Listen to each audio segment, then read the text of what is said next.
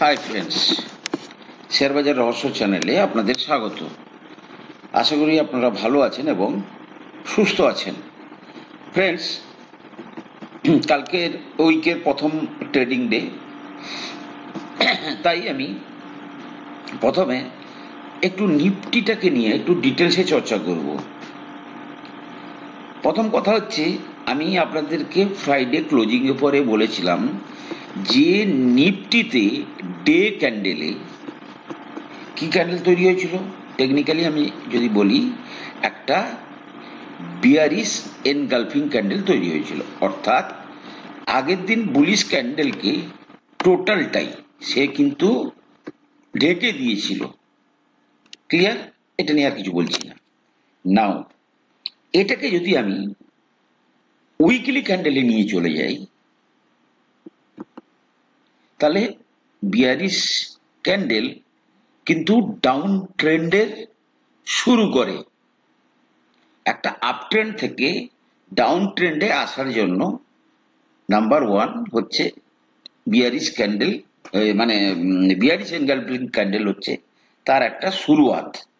Second, এবার দেখুন আমি টাইম ফ্রেম চেঞ্জ করছি, আমি উইকলি ক্যান্ডেলে চলে যাচ্ছি। সেই উইকলি ক্যান্ডেলে কি ক্যান্ডেল তৈরি হয়েছে, আপনি যদি আমার মানে টেকনিক্যাল ভিডিওগুলো দেখেন তাহলে সেখানে দেখতে পাবেন যে আমাদের উইকলি ক্যান্ডেলে একটা শুটিং স্টার ক্যান্ডেল তৈরি হয়েছে। ওকে, তাহলে শুটিং স্টারও কি প্রমাণ করে? End of a present trend, অর্থাৎ ধরুন বুলিশ ট্রেন্ড থেকে বিয়ারিশ ট্রেন্ডের শুরুয়াত। দুটো পয়েন্ট অফ ভিউতে বললাম। ক্লিয়ার?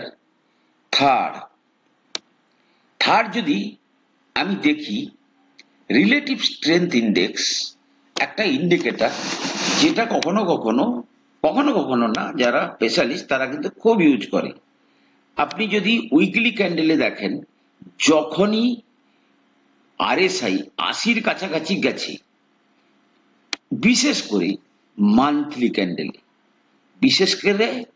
মান্থলি ক্যান্ডেলে যখনই আরএসআই 80 পৌঁছেছে, তারপরে কিন্তু ইন্ডেক্স কুলিং হয়। যেমন ধরুন আপনি যতবার দেখবেন, যদি আমি পুরোটাকে আরো বিস্তারিত করে দেখি তাহলে দেখবেন দিস ক্যান্ডেল, দেখুন এই ক্যান্ডেলে কিন্তু যদি আপনি দেখেন আরএসআই কত, 80-র উপরে রিলেটিভ স্ট্রেংথ ইন্ডেক্স, এখানেও কিন্তু একই একটা সিমটমস দেখা দিয়েছে। তাহলে নিফটির পয়েন্ট অফ ভিউ থেকে কিন্তু অলমোস্ট সবাই কিন্তু একটা কনসেনসাসে আছে যে নিফটি একটা ডাউন ট্রেন্ড দিতে চলেছে বলে মনে হচ্ছে, নাম্বার ওয়ান। এবারে কিছু মানে কনসার্ন এরিয়াগুলো দেখুন, তাহলে নিফটির পয়েন্ট অফ ভিউতে নিফটি এটাকে বেশ কিছুটা বিয়ারিশ লাগছে। সো আর কিছু করি না করি, সেই হঠাৎ করে কিন্তু আপনারা সবকিছু বেছে দেবেন না, বিকজ দ্যাট সেটা কিন্তু আপনার একটা ব্যাড প্র্যাকটিস শুরু হয়ে যাবে। আপনি লসটাকেও অ্যাবজর্ব করতে শিখুন। হ্যাঁ, যদি কেউ প্রচুর করে রেখেছেন, বাজে শেয়ার কিনে রেখেছেন, কিছু আপনি প্রফিট বুকিং করতে পারেন, কিন্তু যেহেতু আপনি লং টার্ম ইনভেস্টার, তাই আপনাকে একটা হ্যাবিট তৈরি করতে হবে। হ্যাবিটটা কি? টু স্টে ইনভেস্টেড, মানে এই যে পেশেন্স একটা কিছুদিন ধরে রাখা, এটার একটা হ্যাবিট কিন্তু আপনাদেরকে তৈরি করতে হবে। না হলে কিন্তু ধরুন এমন শেয়ার আছে যেটা আপনি বিক্রি করে দিলেন, সে শেয়ার আর আপনার নাগালের বাইরে এলো না। সুতরাং যতদিন পর্যন্ত না আপনার সাইকোলজিটা স্ট্রং হচ্ছে, ততদিন পর্যন্ত ফ্রিকোয়েন্ট আপ ডাউন করবেন না, মানে কেনা বেচা করা থেকে বিরত থাকবেন। এবারে দেখুন এক একটা হেড, তাদের কনসার্ন গুলো দেখুন। সেবি চিফ মাধবী বাঞ্চ বলছে, কে? মাধবী বুচ কি বলছেন? ফিউচার এন্ড অপশানে একটা ম্যাক্রো ইস্যু, মানে কি, আমাদের ইয়াং জেনারেশনের মানে একদম পুরো হাউস হোল্ড ইনকাম, তাদের হার্ড আর্ন মানি কিন্তু স্পেকুলেটিভ পজিশনে বেটিং করে তারা নষ্ট করছে। ইয়াং জেনারেশন একটা তাদের আর্নিং এর বড় অংশ স্পেকুলেশন করতে গিয়ে নষ্ট করে দিচ্ছে, এটা তার কনসার্ন, যার জন্য সে ফিউচার অ্যান্ড অপশনকে নিয়ে অত্যন্ত কড়াকড়ি কিছু করার একটা প্ল্যানিং এ আসছে। এবং যেহেতু লুজ করছে তারা, তারা তো আর ইনভেস্টর তৈরি হচ্ছে না, যেটা এফেক্ট করছে কাকে না ব্রডার ইকোনমিকে এফেক্ট করছে। এটা কার কনসার্ন গেল? সেবি চেয়ারম্যানের। দ্বিতীয়ত, আরবিআই গভর্নর বলছে, আমি জানি না আরবিআই গভর্নর ব্যাংকের পয়েন্ট অফ ভিউতে অখুশি, কিন্তু আমরা খুশি এই কারণে। আরবিআই গভর্নরের শশীকান্ত দাস কি বলছে, যে উনি অত্যন্ত চিন্তিত ব্যাংকে ক্রেডিট বেশি হয়ে যাচ্ছে, ডিপোজিট কম আসছে। ওদের একটা নির্দিষ্ট গ্যাপ থাকে যে কত আসবে আর কতটা ক্রেডিট মানে তারা লোন দেবে, তো এই দুটোর মধ্যে একটা গ্যাপ তৈরি হচ্ছে। তাহলে কি হবে, একটা স্ট্রাকচারাল লিকুইডিটি ইস্যু আসবে। কারণ কি, যে হাউস হোল্ডের সেভিং, হাউস হোল্ড যে পয়সা বাঁচাতো, তাদের পয়সা কিন্তু কোথায় চলে যাচ্ছে? সেভিংসে না গিয়ে মিউচুয়াল ফান্ডে চলে যাচ্ছে, ক্যাপিটাল মার্কেটে চলে যাচ্ছে। এবার কেউ ইনভেস্টার হচ্ছে, কেউ এফেন্ড হতে যাচ্ছে। তো যদি আজকে তারা ইনভেস্টার তৈরি হচ্ছে, দ্যাট ইজ গুড, বাট যদি তারা স্পেকুলেশন করছে তাহলে চিন্তার কারণ। তাহলে এই দুটো মানে ইন্ডিপেন্ডেন্ট সংস্থা, তারা কিন্তু মার্কেট নিয়ে খুব কনসার্ন। কাল থেকে মার্কেট শুরু হয়ে যাচ্ছে। আচ্ছা, ফ্রাইডেতে ফ্রেন্ডস দেখুন, যখন ইউএস মার্কেটের যে ফলটা হয়, সেটা আমরা পরের দিন মানে আমরা রিয়াক্ট করি ইন্ডিয়ান মার্কেটে। তাহলে ফ্রাইডেতে যে মার্কেটটা ফল হয়েছে ইউএস মার্কেটে, ফ্রাইডেতেও কিন্তু ডাউ জোন্সে প্রায় 1% বেশি কিন্তু মার্কেট পড়েছে। আপনি যদি ডাউ জোন্সের ইন্ডেক্সটা, আমার তো এখানে আছে খুব সম্ভবত, আমি যদি সেটা দেখাই, এই যে প্রায় 377 পয়েন্ট পড়েছে, প্রায় 1%। সেটা কিন্তু প্রথম কালকে ইন্ডিয়ান মার্কেট রিয়াক্ট করবে, নাম্বার ওয়ান। দ্বিতীয়ত হচ্ছে, শুক্রবারের মার্কেট বন্ধ হওয়ার পরে উইকেন্ড কোয়ার্টারলি যে রেজাল্ট আসছিল, যেমন ধরুন রিলায়েন্স, এক কথায় বাজে result, I am not happy. HDFC bank, আবার গল্প শুরু হয়েছে এস্টিমেটের তুলনায় বেটার এসেছে, মানে অলরেডি তো শেয়ারটা ধরুন 10-12% নিচে পড়ে গেছে, এস্টিমেটের থেকে বেটার এসছে।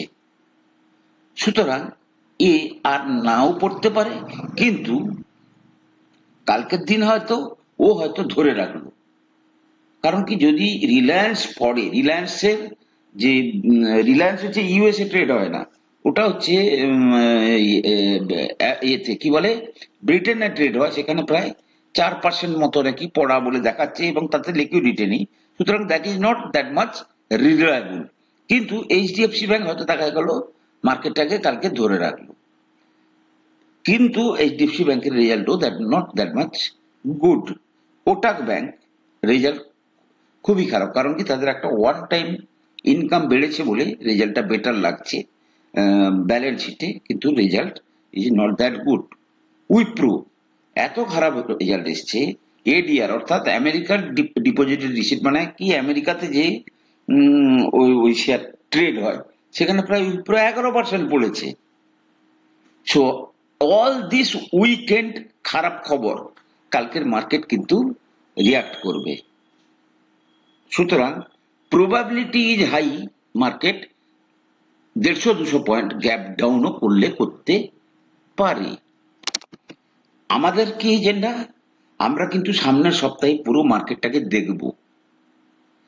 সামনের সপ্তাহে আমরা কিন্তু কোনো রকমের কোনো ইনভেস্টিং এর মানে সিদ্ধান্ত নেব না। ধরুন কালকে মার্কেট ফল হলো, পরশুদিন কিন্তু মার্কেট একটা আবার জার্ক করে উপরের দিকেও চলে যেতে পারে, সাম শর্ট অফ ক্লজ দেবে যে বাজেটটা ভালো। তো মার্কেট যদি ফল হয়, মানে একটা স্ট্রাকচারাল ফল হয়, তাহলে কিন্তু সে নামবে, উঠবে, আবার নামবে, নতুন লো করবে, এইভাবে যাবে। সুতরাং সামনের সপ্তাহটা আমরা অ্যাভয়েড করব। আবার এই সপ্তাহের এগুলো সব গেল। এবারে ধরুন বাজেট কবে? মঙ্গলবার। বাজেটের আগে কালকে কিন্তু কি বেরোবে? ইকোনমিক সার্ভে, অর্থাৎ তার আগের বাজেটের পর থেকে ইন্ডিয়ান ইকোনমির সমস্ত দিকের কি কি অবস্থা তার একটা ছবি তুলে ধরা হবে, যে আমরা কি করেছি, কি করতে পারিনি, কোথায় কি লুপহোলস, কি না, কি অ্যাচিভমেন্ট, এর একটা ছবি বেরোবে। এবং সেই ছবিটাকে কেন্দ্র করেই আমরা পরের দিন যে বাজেটটা তার সিদ্ধান্ত নিয়েছি। ওকে, তাহলে কালকের ইকোনমিক সার্ভেটাকেও কিন্তু আপনাদের স্টাডি করতে পারুন না পারুন, হেডলাইনটা যদি আজকে আপনার মাথাতে থাকে, তাহলে আপনি 2-1 বছরের মধ্যেই ইকোনমিক সার্ভে ও কি সেটা নিয়েও বুঝতে পারবেন, আর চেষ্টা করলে সবই বুঝতে পারবেন। নেক্সট হচ্ছে বৃহস্পতিবার আমেরিকার জিডিপি ডাটা আসবে। জিডিপির কি অবস্থা, খারাপ না ভালো? কারণ কি, ভোট কোথায়? ইউএসএ। ইউএসএ ভোট মানে রেড কার্ড। জিডিপি যদি খারাপ আসে তাহলে হই হই রব পড়ে যাবে। তাহলে জিডিপি ডাটাও কিন্তু খুব ইম্পর্টেন্ট। এবারের ইউএস জিডিপি ডাটা এবং শুক্রবারের কনজামশন ডাটা, বোথ আর অত্যন্ত গুরুত্বপূর্ণ। ক্লিয়ার? সুতরাং আগামী সপ্তাহে কিন্তু শেখার জন্য মার্কেটে অনেক কিছু জিনিস আছে। ফ্রেন্ডস, আপনি যদি কেবলমাত্র শেয়ার কি বলবো সেটাই দেখবেন, শেয়ার বাজারকে বুঝতে গেলে যে যে জিনিসগুলো বোঝার দরকার আছে সেগুলো বুঝতে চেষ্টা করবেন না, তাহলে কিন্তু আপনি শেয়ার বাজারকেও বুঝতে পারবেন না। সুতরাং এই সপ্তাহে কিন্তু আপনাদের স্টাডিটা কিন্তু খুব স্ট্রং হওয়ার দরকার আছে। কারণ কি, যে যে ইভেন্ট গুলো আসবে সেগুলোর কারণে অর্থনীতিতে কি কি এফেক্ট পড়তে পারে আমরা চর্চা করছি। আপনি আরো প্রশ্ন করবেন, শুধু টাকা লাগাবো, টাকা লাভ হচ্ছে কিনা, টাকা লস হচ্ছে কিনা সেই দিকে কনসেন্ট্রেশন একটু কম দেন, দিয়ে স্টাডির দিকে আসুন। স্টাডি বেটার হলে আপনার টাকা অটোমেটিক্যালি বাড়বে, আপনাকে বাড়াতে হবে না।